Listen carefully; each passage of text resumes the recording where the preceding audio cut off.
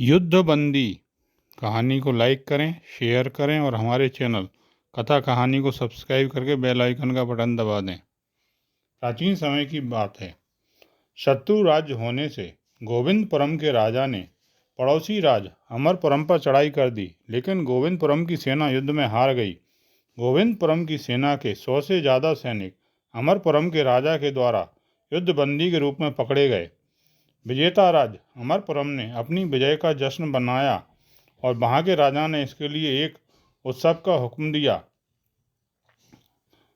उत्सव के दौरान अपनी विजय के प्रमाण के रूप में युद्ध बंदियों को राज्य की प्रजा के सामने प्रदर्शित किया गया। उन्हें अमरपुरम की गलियों से एक जुलूस के रूप में गुजारा गया। नगरवासियों ने गलियों और चौराहों पर एकत्रित होकर यह नज़ारा देखा।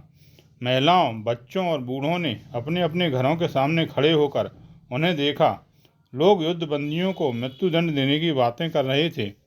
नगर के महत्वपूर्ण व्यापारी नारायण की पत्नी विजयवती को सिर शर्म से झुकाए इन सैनिकों पर दया आ गई।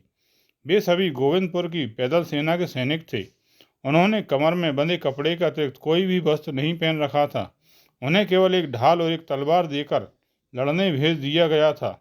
वह उनकी शर्मिंदगी को महसूस कर पा रही थी और उनके लिए उसके मन में दया भाव आया। उसने अपने पास ही खड़े पति से पूछा, क्या युद्ध बंदियों को मारना अमानवीय नहीं है? हाँ, यह उनका दुर्भाग्य है। हम कर भी क्या सकते हैं? नारायण ने कुछ उदासीनता से कहा।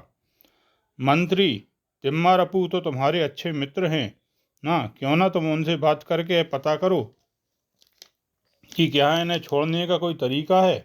युद्धों के नाम पर कई युवा मारे जा रहे हैं, जो ठीक नहीं हैं। हम ईश्वर की दी हुई जान कैसे छीन सकते हैं? विद्यावती ने कहा। विद्यावती के शब्दों ने नारायण को सोचने पर मजबूर कर दिया।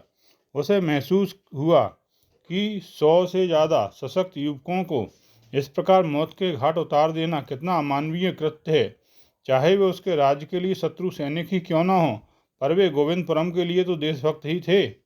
अगले दिन वह अपने मित्र तिम्मारपू से मिलने गया, जो राज दरबार में मंत्री था। उसने मंत्री से सैनिकों के बारे में बात की। वह बात सुनकर मंत्री भी सोच में पड़ गया। कुछ देर बाद उसने कहा, नारायण, यदि तुम्हें ऐसा लगता है तो बेहतर यह होगा कि तुम उन्हें किसी कीमत पर खरीद लो। तुम अपने खेतों में और लोहे की खानों में काम करने के लिए उन्हें उपयोग कर सकते हो। इस प्रकार हम उनके प्राण बचा सकते हैं। यदि तुम सहमत हो तो मैं राजा साहब से बात करके इसकी अनुमति ले लूँगा। नारायण सोचने लगा। फिर उसने कहा, यदि मेरे धन से कुछ जीवन बच सकते हों तो इसमें बुरा क्या है? उसने युद्धबंदियों के एवज में धन देना स्वीकार कर लिया। अमरपुरम का राजा जीत के कारण प्रसन्न था। उसने तुरंत ही उस प्रस्ताव को स्वीकार कर लिया। छोड़े गए सैनिकों ने अपना जीवन बचाने के लिए नारायण को कोटिशः धन्यवाद दिया और अमरपुरम के खेतों और खानों में काम करना स्वीकार कर लिया।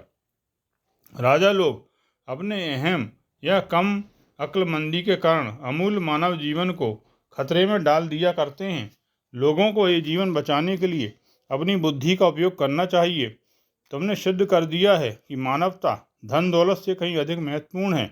विद्यावती ने नारायण से कहा, यह मेरी महानता नहीं है, यह तो तुम्हारी दयालुता थी जिसने उनका जीवन बचाया है।